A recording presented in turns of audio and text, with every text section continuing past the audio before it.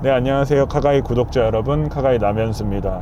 오늘은 제가 폴스타 시승 행사에 나와서 폴스타 2를 타고 있는데요. 폴스타라는 이름이 생소하신 분들도 계실 것 같아요. 볼보의 차량을 튜닝하는 튜너로서 시작을 했다가 볼보에 인수가 돼서 그 이후에 이제 나왔던 국내에도 출시했던 차량들이 있었죠. 뭐 S60 폴스타라든가 뭐 그런 모델들이 있었는데, 원래 폴스타는 메르세데스 벤츠의 AMG나 BMW M, 뭐 아우디 RS처럼 고성능 모델을 상징하는 약간 서브 브랜드처럼 마련이 되어져 있었는데, 2017년도에 이제 별도의 법인으로 분리를 하면서 우리는 이제 순수 전기차만을 만들겠다라고 하면서 이제 공언하면서 나왔던 브랜드가 폴스타입니다. 이 차량은 이제 이름이 폴스타 2인데요. 그럼 폴스타 1이 있냐? 네, 폴스타 1이라는 차량을 판매를 했었습니다. 근데 그 차량은 순수 전기차가 아니고 플러그인 하이브리드 모델이 바로 폴스타 1이라는 모델이었고요. 지금 제가 타고 있는 차량은 폴스타 2입니다.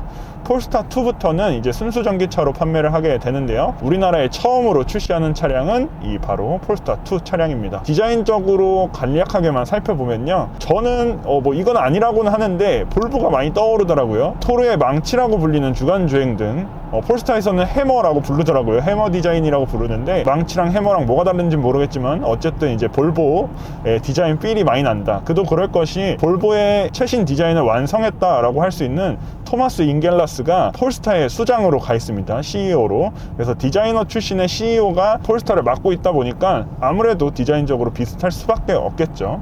그래서 앞뒤 디자인이 볼보의 느낌이 나긴 하지만, 그래도 볼보와는 뭔가 차별화를 하기 위해서 구석구석 노력한 부분이 돋보입니다. 저는 가장 개인적으로 돋보였던 부분이 폴스타 브랜드 로고인 것 같아요. 차량의 외장색에 따라서 폴스타 로고의 색깔도 같이 변화를 하게 됩니다. 그래서 멀리서 봤을 때는 폴스타 로고가 잘 보이지 않는데, 가까이서 보면은 약간 양각으로 이렇게 튀어나와져 있는 부분이 뭔가 모던하고 트렌드하다라는 느낌을 받을 수 있는 것 같아요. 그래서 그런 부분들이 저는 마음에 들고요. 후면 디자인을 살펴보면 패스트백 디자인으로 만들어졌다라고 하는데, 약간은 노치 느낌도 나는 것 같아요. 트렁크가 어느 정도 한 뼘 정도 남아있기 때문에 세단의 느낌이 나지만, 이제 트렁크 후면 유리가 같이 열리는 방식이기 때문에 폴스타에서는 패스트백 디자인이라고 설명을 하고 있습니다. 최근에 이제 트렌드가 됐던 쿠페형 SUV와 세단의 느낌을 적절하게 조화한 듯한 느낌을 받을 수 있는 디자인이고요. 제가 지금 타고 있는 차량은 듀얼 모터에다가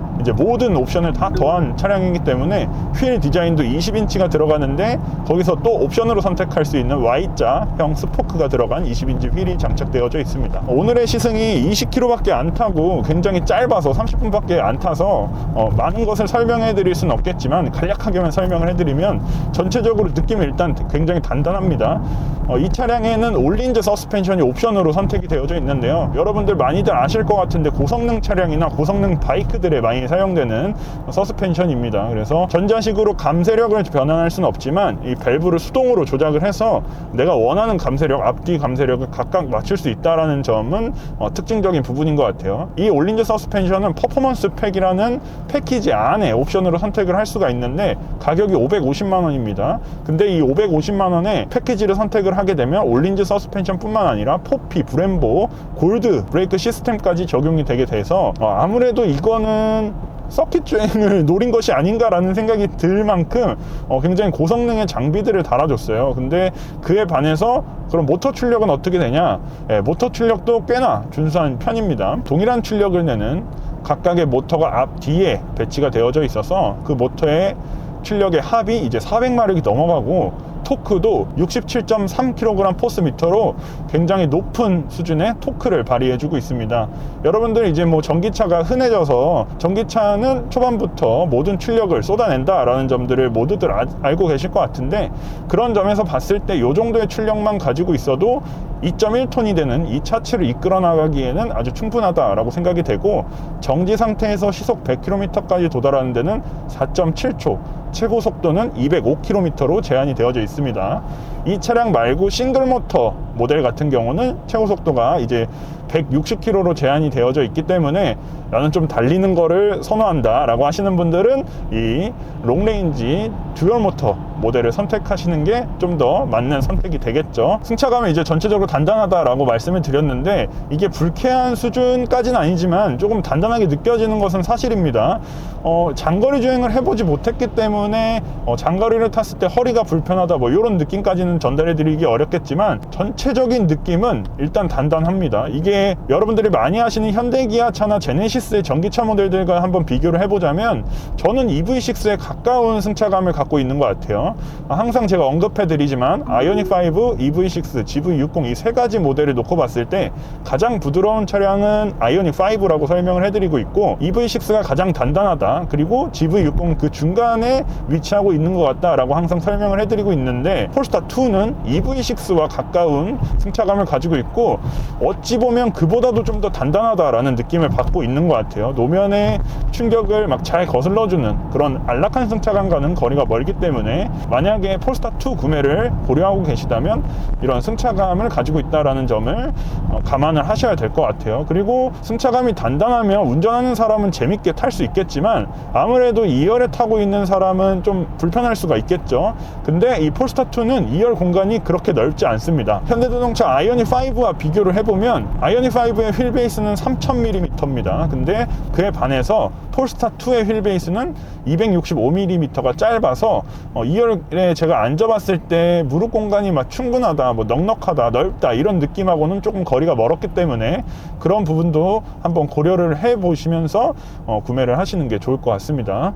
그리고 실내로 들어와 보면 제가 외관에서 뭔가 볼보가 계속 떠오른다라고 설명을 해드렸는데 실내에서도 볼보의 느낌이 좀 나는 것 같아요. 뭐 이거는 폴스타 관계자분들은 싫어할 말이겠지만 어쨌든 볼보의 특정 전기차 모델과 부품을 55%를 공유한다고 하니까 그런 부분이 이 실내에서도 고스란히 느껴지는 것 같아요. 그래서 일단 스티어링 휠 디자인이 다른 볼보 모델과 동일합니다. 로고만 다르다 뿐이지 이 버튼의 배치나 그리고 디스플레이의 위치, 그리고 도어 손잡이의 모양새, 윈도우 스위치의 모양, 그리고 뭐 스티어링 휠의 칼럼을 조절하는 이런 스위치 레버들 다 동일합니다. 그러면 다른 점은 뭐냐라고 생각하실 수 있는데 가장 먼저 눈에 들어오는 거는 일단 15인치 인포테인먼트 모니터인 것 같아요. 인포테인먼트 모니터는 안드로이드 시스템을 적용을 했습니다.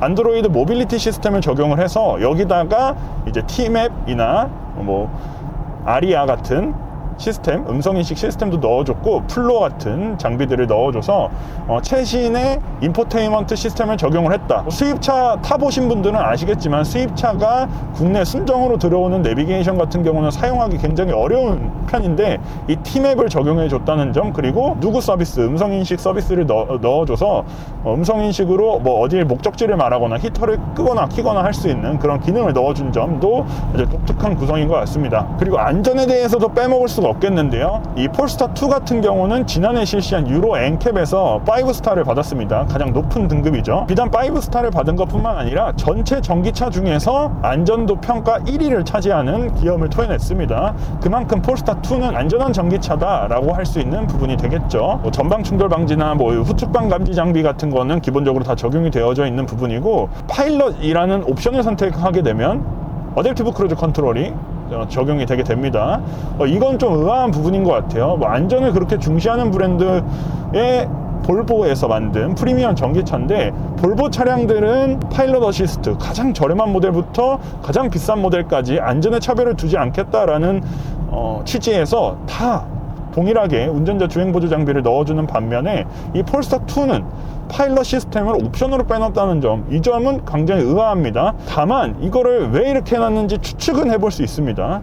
올해부터 우리나라의 전기차 구매 보조금이 5,500만 원으로 낮아졌어요. 지난해보다 500만 원이 낮아졌는데 이 기준을 충족하면서, 그러니까 가격적인 메리트를 가져가면서 많은 고객들에게 이 폴스타2를 맛보게 해주겠다, 뭐 이런 의도가 엿보이긴 합니다. 그런 측면에서 봤을 때 파일럿을 별도의 옵션으로 빼놓은 것 같다라는 생각이 들긴 하는데, 그래도 조금은 아쉽게 느껴지긴 해요. 그래서 파일럿은 옵션으로 선택을 해야 된다. 이 어댑티브 크루즈 컨트롤 기능을 제가 잠깐 사용을 해보면 스티어링의 차선 중앙 유지 장애인이 되고요, 앞차와의 간격도 유연하게 조절을 해 나가는 모습을 확인을 할 수가 있습니다. 장거리 주행을 갔을 때나 아니면 뭐 막히는 길을 주행했을 때 운전의 피로도를 굉장히 낮춰줄 수 있는 장비다 라고 할 수가 있겠죠. 그럼 이렇게 다 볼보랑 똑같으면 폴스타2만의 특장점은 없냐? 폴스타2만의 특장점? 당연히 있습니다. 가장 눈에 띄는 부분이 이 사이드 미러라고 할 수가 있겠는데요. 이 사이드 미러를 보게 되면 프레임리스 타입, 그러니까 전 세계 최초로 프레임리스 타입의 사이드 미러가 적용이 되어져 있습니다.